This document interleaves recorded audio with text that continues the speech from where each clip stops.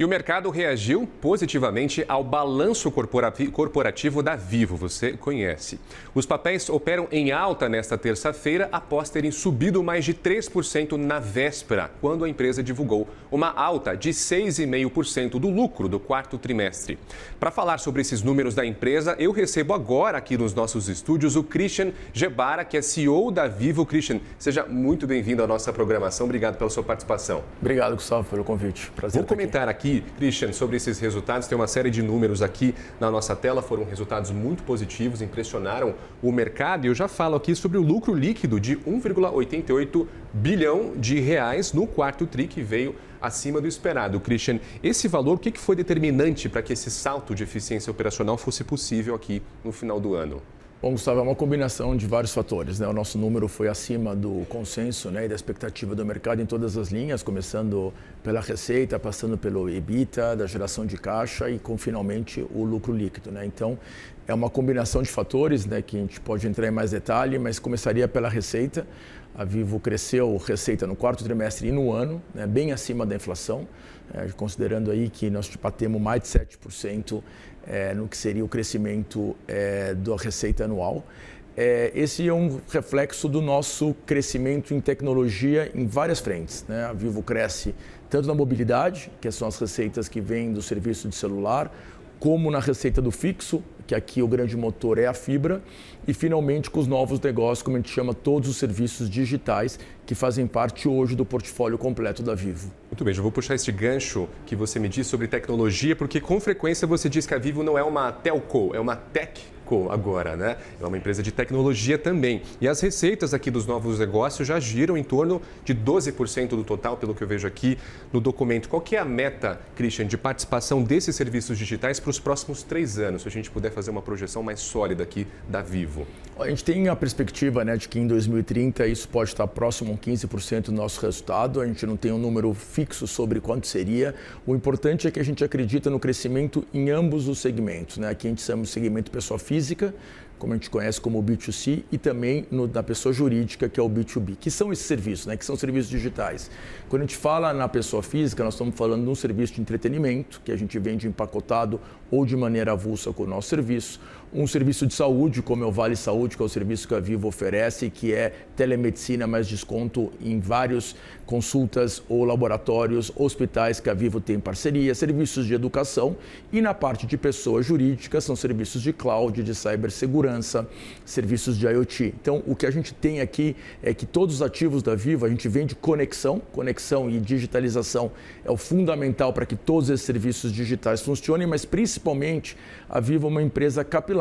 Ela está em vários pontos de contato com esse cliente, seja nas lojas, seja através do contato com nossos próprios vendedores do B2B, seja através do nosso app. É uma empresa que tem uma base de cliente, né, que a gente apresentou nesses últimos resultados de mais de 115 milhões de acessos. Então, tudo isso nos permite ter com esse cliente uma oportunidade de vender o nosso serviço, que é a conexão, mas também servir com outros serviços digitais. E por isso que a gente se enxerga como uma empresa de tecnologia, não basicamente uma empresa de telecomunicações como no passado. Muito bem, é uma expansão bastante expressiva quando a gente pensa na Telefônica, lá na década de 90, ou o nascimento da Vivo no começo dos anos 2000, talvez a gente não imaginasse que a Vivo ia migrar para o setor de saúde, por exemplo, como você menciona aqui. E aí, falando dessa parte de tecnologia, falando sobre o Vivo Pay, né, e os serviços financeiros que estão avançando na Vivo, não poderia deixar de te perguntar se a Vivo, aí no longo prazo, pode se tornar um banco digital, talvez? Então, esse é um ponto importante. Voltando um pouco à primeira parte da tua pergunta, é verdade, a gente chegou no Brasil, né, através da Telefônica, que é a dona da Vivo, né, que tem 76% da Vivo, é a controladora da Vivo, o resto está no mercado aberto, há 26, 27 anos, e o nosso principal serviço era a telefonia fixa no estado de São Paulo. Para você ter uma ideia, Gustavo, isso representa hoje menos de 5% do nosso resultado e tem um crescimento decrescente. Então, todo o resto que foi investido ao longo desses anos, que fez com que a Vivo se transformasse nessa empresa de tecnologia. E entre os serviços digitais, o serviço financeiro é um deles, né? A gente chama ele de Vivo Pay, essa plataforma. Tem empréstimo bancário, tem Pix parcelado, lançamos o crediário agora na venda no smartphone, tem consórcio de smartphone, tem vários seguros, desde o seguro do smartphone até seguros residenciais. Gerou para a gente, ano passado, uma receita de em torno de 500 milhões de reais. Dentro do todo, né, nossa receita é de 60 bi, 500 milhões é relevante, mas não é o determinante ou majoritário do nosso crescimento. Ele simplesmente complementa uma proposta mais completa. Então, se eu entro numa loja da Vivo, eu compro um serviço de celular, eu também compro um smartphone, por que não comprar o seguro?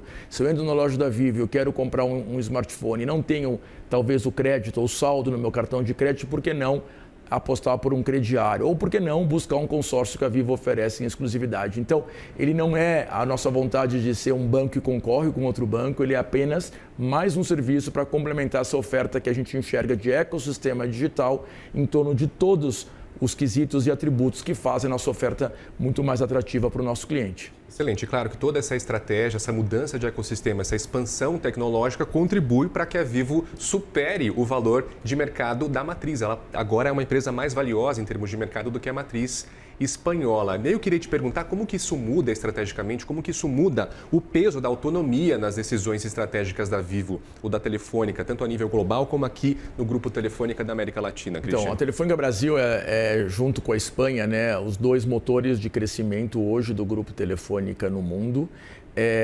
A gente tem muita autonomia, é uma empresa de capital aberto no Brasil e em Nova York, então a Telefônica existe todos os elementos de governança de uma empresa que controla, mas que sim temos os minoritários. E esse valor de mercado, a Vivo não tem dívida, então nós estamos falando aqui do valor do equity value, né? Se a gente considerar o enterprise value com dívida, com certeza a Telefônica até tem um valor maior, porque tem uma dívida que se soma sobre isso. Mas o que te mostra é que realmente a aposta que a Telefônica vem fazendo na Vivo por mais de 26 anos é uma aposta de longo prazo, né? E aqui isso é o resultado de muito investimento que foi feito e permitiu que a gente evoluísse como negócio de uma concessão de telefonia fixa numa empresa agora que tem todos os serviços, tem uma atuação nacional, saímos do estado de São Paulo, tem uma atuação nacional com tudo que a gente oferece e uma presença tão marcante na vida dos brasileiros e das empresas brasileiras como esse parceiro tecnológico. Muito bem, voltando agora um pouquinho para os números do balanço, que aqui os analistas que a gente conversou, os analistas do balanço também projetam mais de 8 bilhões de reais em dividendos para esse ano, para 2026. E a pergunta é se a Vivo vai priorizar essa distribuição de caixa ou se não, se a gente pode esperar novas aquisições de grande porte para este ano, para o ano que vem. Nossa geração de caixa é superior ao que a gente distribui. A gente distribui a pelo menos 100% do lucro líquido. Ano passado, a gente distribuiu, em 2025, 103,5% do nosso lucro líquido. Para esse ano, a gente não tem um valor, né? Então os analistas fazem as suas estimações. A gente já tem anunciado uma distribuição de 7 bilhões de reais, porque é uma redução de capital de 4 bilhões, mais juros sobre capital próprio que nós vamos pagar agora no primeiro semestre, entre julho até julho, ambos, que já somam a 7 bilhões. Então, a partir daí, pode existir alguma estimação dos analistas. O que é importante dizer é que a gente mantém o nosso compromisso de distribuir pelo menos 100% do lucro líquido, e isso pode ser através de dividendos, juros sobre capital próprio, redução de capital, como anunciamos agora, que são 4 bilhões que a gente vai pagar, e também recompra de ações, tá, Gustavo, que também contribui aí para a remuneração dos nossos acionistas. Inclusive, qual que é o recado que a Vivo passa para os investidores com essa compra, que foi uma compra grande de ações da Vivo, da Telefônica, melhor dizendo, na Bolsa de Valores? Vocês recompraram ali, acho que 1 bilhão de reais, tem números exatos? A gente anunciou um novo programa que vai até fevereiro do próximo ano, onde a gente poderá comprar até 1 bilhão de reais. Tá? Então, não é um compromisso deste valor, é uma permissão do nosso conselho para chegar até 1 bilhão de reais. Isso mostra, né, nosso compromisso com a empresa e segundo, o compromisso com o próprio acionista, que uma vez que a gente compra as ações, também é uma forma de remunerá-los de maneira mais positiva, até uma maneira de distribuir também esse nosso compromisso de lucro líquido. Muito bem, outro número importante, interessante desse balanço que você comentou lá no comecinho da entrevista é o EBITDA, que chegou aqui a 6,7 bilhões de reais e com uma margem de quase 43%. Queria entender qual que é o teto dessa margem, considerando aqui que os custos de manutenção de rede continuam subindo aí. Então, o EBITDA ele é formado, né, de vários tipos de custos. Né? Primeiro, a receita é crescente. Como a gente falou, nós estamos falando de uma receita de 7%, que é bem acima da inflação. A gente tem uma gestão muito grande do custo para conseguir fazê-lo trabalhar, né, em linha com a inflação, abaixo da inflação em algumas linhas. Aqui a digitalização é um vetor importante dessa eficiência que a gente está buscando aqui, né? Então, cada vez mais usar os canais digitais, os clientes preferem, e é o canal mais usado de interação dos nossos clientes com a Vivo, são os canais digitais. O app Vivo tem 28 milhões de usuários únicos que usam em média 5 vezes, não só para consultar uma fatura, mas também para fazer uma compra, um ajuste de plano e ainda mais capturar algum benefício que a Vivo oferece para os clientes mais fiéis. papéis. Tudo isso também agora com a chegada da inteligência artificial, Gustavo, a gente tem trazido também essa experiência para outros canais, o canal de SMS, o canal de WhatsApp, mesmo a URA do nosso call center, cada vez mais ela vai ser muito mais usando inteligência, que vai reduzir o nosso custo. E as vendas, que a gente investe ainda no canal físico, nós temos 1.800 lojas no Brasil e continuando abrindo lojas, né? Recentemente aqui nos Jardins abrimos uma loja aqui perto na Oscar Freire, a gente continua investindo no ponto de contato presencial, mas sim, a gente cresce também em vendas nos canais digitais, o que nos traz também uma eficiência. Então tem várias áreas que permitem que a Vivo consiga trazer um resultado tão importante na margem de EBITDA. Mas mais importante que a margem EBITDA, eu quero destacar aqui a nossa margem na geração de caixa. O EBITDA menos o CAPEX da Vivo sobre a receita também cresce. Isso mostra que alguns serviços que são intensivos em CAPEX, mesmo considerando eles, a gente consegue trazer uma margem da geração de caixa sobre receita que ela é ascendente ao longo dos últimos anos. Isso que é bem positivo. Finalmente isso termina numa geração de caixa livre, nosso free cash flow, e posteriormente no lucro líquido que a gente distribui pelo menos 100% para o nosso acionista. Mais de 6 bilhões de reais, inclusive, de Exatamente, lucro líquido, né? Exatamente. Resultado bastante expressivo. É importante a gente falar que a Vivo faz parte da vida do brasileiro, é uma tradição, uma empresa de tradição no Brasil. Só da base de clientes de 5G chegou a 23 milhões de clientes. E eu queria te perguntar se o 5G já está trazendo um retorno financeiro direto que era esperado pela empresa ou se a gente ainda está naquela fase de dar o serviço para não perder o cliente, Christian. Olá, sempre quando o cliente passa para o 5G, da nossa base hoje nós temos 27% dos clientes que têm o smartphone 5G. Então são para eles que nós estamos conseguindo oferecer esse serviço. Por isso que muitas vezes as pessoas falam, por que não tem cobertura em todo o país? Porque não é todo o país que tem um aparelho 5G. Para você ter uma ideia, aqui, Gustavo, o aparelho 5G mais barato custa R$1.000. Ele não é acessível para todo mundo, infelizmente, ele é muito tributável. A gente adoraria que tivesse menos tributo para ele poder ser mais acessível a todo mundo. Considerando isso, a gente vende basicamente 5G nas nossas lojas, mas o cliente tem a possibilidade de comprar um 4G em outros comércios. Dado que esse crescimento ele é importante, já somos 27%, ano passado era muito menos, a gente vem expandindo a nossa rede, já estamos em mais de 700 cidades, a gente cobre quase 70% da população brasileira com o 5G. A Vivo sempre foi reconhecida como a empresa com a melhor qualidade de rede e a gente segue investindo. Parte do nosso mais de 9 bilhões de reais em CAPEX é para dar a melhor rede para os nossos clientes. Ele traz retorno porque o cliente, quando ele vai para um aparelho 5G, ele consome mais dados, ele quer um plano melhor e com isso a gente tem essa monetização.